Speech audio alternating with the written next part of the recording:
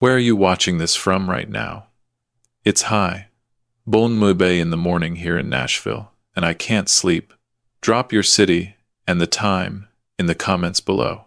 Before we dive in, if you're new here, hit that subscribe button and turn on notifications so you don't miss any of these incredible true stories. And hey, a like goes a long way in helping others find this channel. Now, let me tell you what happened to me 3 weeks before Christmas last year. My name is Walter, and I'm 68 years old. I built Henderson Furniture Manufacturing from nothing. Started in my garage in High with a single table saw and a dream. 42 years later, we're the largest custom furniture supplier in the Southeast. 3 factories, 230 employees, and contracts with some of the biggest hotel chains in the country. But this story isn't about business success. This story is about the night my late wife saved my life from beyond the grave. Margaret passed away 4 years ago. Breast cancer. We fought it together for 18 months, but in the end, the disease won. 51 years of marriage, 3 children. And then suddenly I was alone in a house that felt too big, too quiet, too empty. My children stepped up after she died. My oldest, Richard, he's 49 now, took over as CEO of the company. My daughter Patricia, 46, lives in Atlanta with her husband and 2 kids. And my youngest Thomas, 43, well, Thomas has always been the dreamer of the family. He runs an art gallery downtown that I helped him fund about 8 years ago. I thought I knew my children. I thought I understood their hearts, their motivations, their love for me and for each other. But I learned something terrible last December. Sometimes the people you trust the most are the ones you should fear. It started with a dream. December 3rd.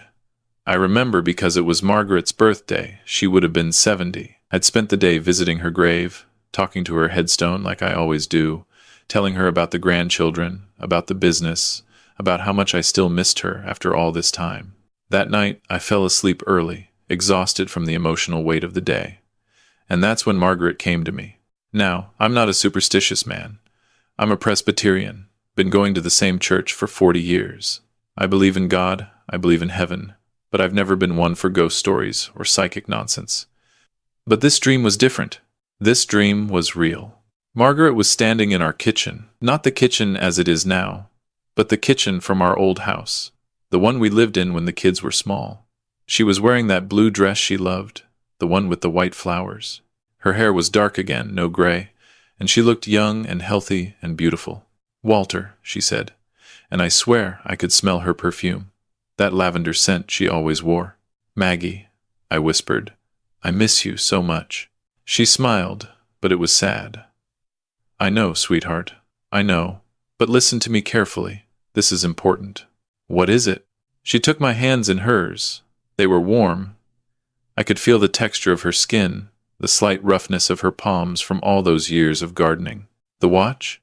she said. "The watch Richard is going to give you for Christmas. Don't wear it, Walter. Promise me you won't wear it." "What? What watch? What are you talking about? Promise me." Her grip tightened. "Don't put it on your wrist. Don't even touch it with your bare hands. Do you understand?" "Maggie, I don't understand. Why would Richard give me a watch? What's wrong with it?" But she was fading. The kitchen was dissolving around us, turning gray and misty. "Remember what I told you," she called out. "The watch. Don't wear the watch. I love you, Walter. I've always loved you." And then I woke up. I sat up in bed, my heart pounding, sweat soaking through my pajamas. The clock on my nightstand said muy bye, a.m. The house was silent, dark, but I could still smell lavender. For a long moment I just sat there, trying to catch my breath, trying to make sense of what had just happened. It was just a dream, I told myself. A vivid dream brought on by grief and the emotional day I'd had. Margaret was gone. She wasn't sending me messages from beyond the grave. That wasn't how the world worked. But I couldn't shake the feeling, the intensity of it, the realness, and her words kept echoing in my mind. The watch. Don't wear the watch. I tried to go back to sleep, but it was impossible. I got up, made myself some tea, and sat in the living room until the sun came up. By morning, I'd almost convinced myself it was nothing. Just a strange dream. Nothing more. 3 weeks passed. Life went on. I did my usual routine. Morning walks, breakfast at the diner with my friends, afternoons at the office, reviewing quarterly reports, evenings watching the news. Normal, ordinary, safe. December 23rd, 2 days before Christmas. Richard came over that evening. He said he wanted to give me my Christmas present early because he and his wife were flying to Aspen the next morning for a ski trip with her family. They wouldn't be back until New Year's. "I wanted you to have this before I left," he said, pulling a beautifully wrapped box from his coat pocket. "It's special, Dad. Really special." I looked at the box. It was small, watch-sized. My blood went cold. "Go on. Open it," Richard urged. He was smiling, but there was something in his eyes, something I'd never noticed before. An eagerness that seemed almost hungry. With trembling hands, I unwrapped the box. Inside, nestled in black velvet, was a watch. A Rolex Submariner, gold and steel, beautiful, probably worth $20,000 or $30,000. "Richard, this is too much. I can't accept this." "Nonsense. You deserve it, Dad. After everything you've built, everything you've done for this family. Put it on. Let me see how it looks on you." I stared at the watch. Margaret's words screamed in my head. "Don't wear it, Walter. Don't even touch it with your bare hands." I'd rather wait until Christmas," I said, closing the box. "Open it properly, you know, with everyone there." Richard's smile flickered, just for a second, but I saw it. A flash of something that looked almost like frustration, maybe even anger. "Dad, come on. I want to see your reaction. Just try it on real quick."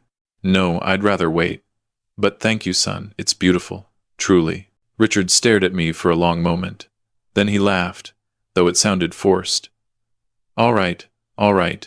Suit yourself. But you have to promise me you'll wear it to the New Year's party at the country club. Show it off a little." "I promise." I lied. After he left, I sat in my chair for a long time, looking at that box. My hands were shaking. My mind was racing. What was wrong with me? Why was I letting a dream control my actions? This was Richard, my firstborn son. The boy I'd coached in Little League. The young man I'd put through college. The adult I'd entrusted with my life's work. He wouldn't hurt me. He couldn't. Could he? The next morning, Christmas Eve, I did something I'm not proud of. I called my old friend Benny Morrison. Benny's a retired detective, spent 30 years with the Nashville Police Department. We've been fishing buddies for 2 decades. I trust him with my life. "Benny, I need a favor. A strange one." "What's going on, Walt? You sound spooked." I told him about the dream, about the watch, about my unease. When I finished, there was a long silence on the other end of the line. "You want me to have the watch tested," Benny said. It wasn't a question. "I know it sounds crazy. It sounds crazy as hell. But I've seen a lot of crazy things in my career, Walt. And I've learned to trust my gut. You're not a paranoid man. If something feels wrong to you, maybe something is wrong." He came over that afternoon. I watched him put on latex gloves before he touched the box. He examined the watch carefully, turning it over, studying the clasp, the face, the band. "Rolex Submariner," he said. "Nice piece. But look here." He pointed to the back of the watch face. "See this tiny gap? That shouldn't be there. The back panel looks like it's been modified. Opened and resealed." My stomach dropped. What does that mean? Could be nothing. Could be something. "I know a guy at the crime lab owes me a favor. Let me take this in. Have him look at it. Keep this quiet for now." I nodded. I couldn't speak. Benny left with the watch. I spent Christmas Eve alone, unable to eat, unable to focus on anything. The house was decorated with lights and a tree, but I felt like I was living in a nightmare. I kept telling myself there was an innocent explanation. Maybe Richard had the watch customized somehow. Maybe he'd added an engraving I couldn't see. Something harmless, something loving. But Margaret's voice wouldn't leave me alone. "Don't wear it. Don't even touch it with your bare hands."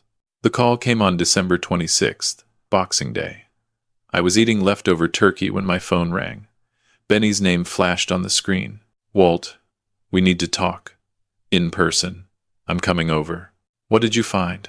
"In person, Walt."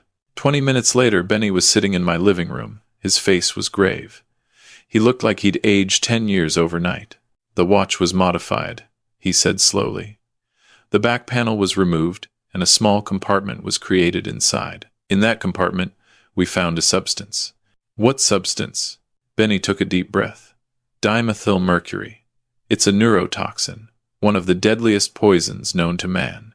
A few drops absorbed through the skin can kill you within months. The symptoms start slowly: tremors, difficulty speaking, memory loss. By the time you realize something's wrong, it's too late. There's no cure. The room spun.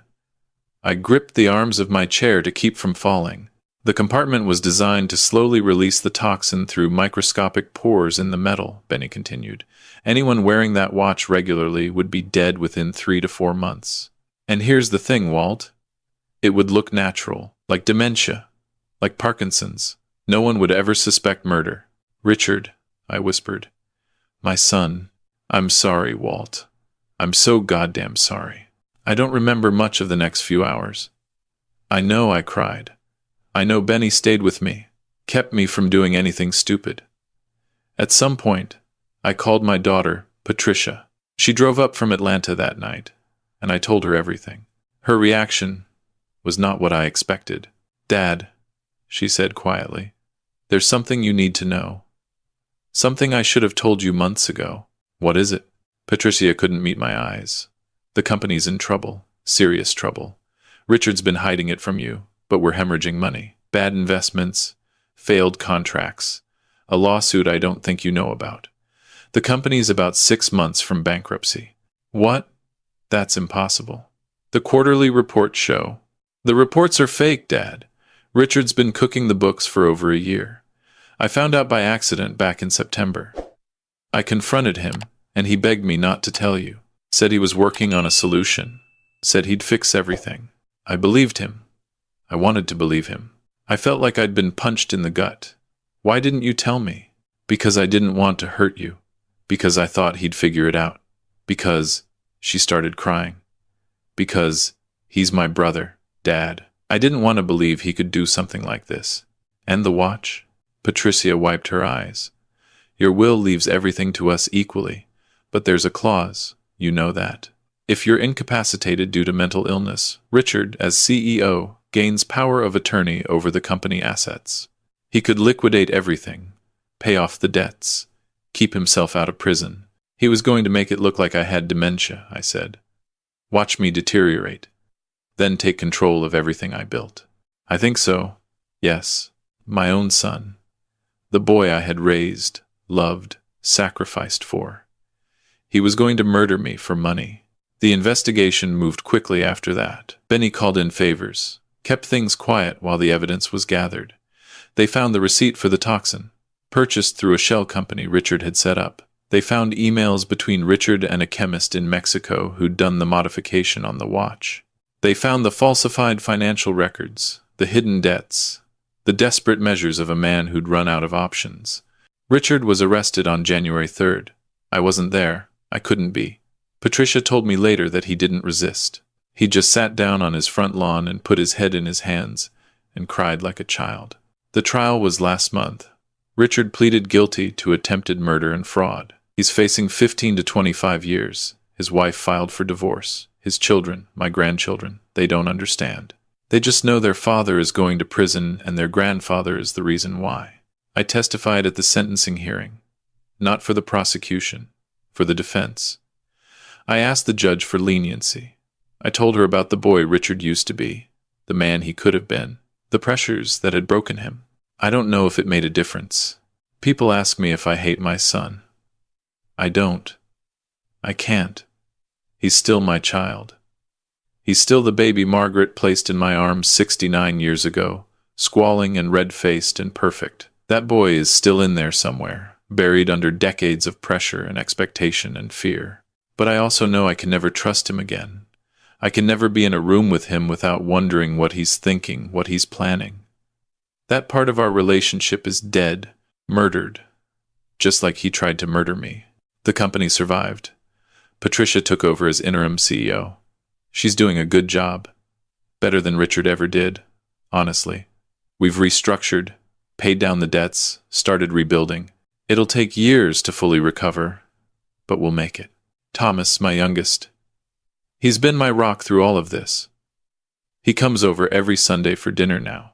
We don't talk about Richard much. We talk about art, about life, about Margaret. He helps me tend her grave. He reminds me that not everyone I love will betray me. But the person I think about most is Margaret. That dream saved my life. I don't know how. I don't know why. I don't pretend to understand the mechanics of the universe or the nature of the afterlife, but I know what I experienced. I know my wife came to me when I needed her most. I know she protected me even from beyond death. Last week I visited her grave on what would have been our 55th wedding anniversary. I sat on the little bench I'd had installed next to her headstone, and I talked to her for hours. I told her about the trial, about Patricia, about the grandchildren, about how much I still love her and miss her every single day. And then I felt it, a warmth on my shoulder, like a hand resting there. And I could have sworn I heard her voice, soft and gentle, carried on the wind. I'll always protect you, Walter. Always. I'm telling you this story for a reason. If you have someone you've lost, someone who loved you with their whole heart, don't dismiss the signs they send you. Don't ignore the dreams, the feelings, the inexplicable certainties. The dead still watch over us. They still fight for us. And sometimes their love is the only thing that stands between us and the darkness. To everyone watching, thank you for listening to my story. If you've had a similar experience, a dream that warned you, a sign from someone you've lost, share it in the comments below. You never know who might need to hear it. And Margaret, if you're listening, if you're watching over me still, thank you. Thank you for 41 years of marriage. Thank you for our children, even the one who broke my heart. Thank you for saving my life. I love you. I'll see you again someday. But not yet. Thanks to you, not yet. If this story touched you, please hit that like button and subscribe to the channel. Share it with someone who needs to hear it. These stories matter. Your stories matter. This is Walter Henderson, signing off from Nashville. Stay safe out there. Trust the people you love. But maybe, just maybe, trust the dead a little more.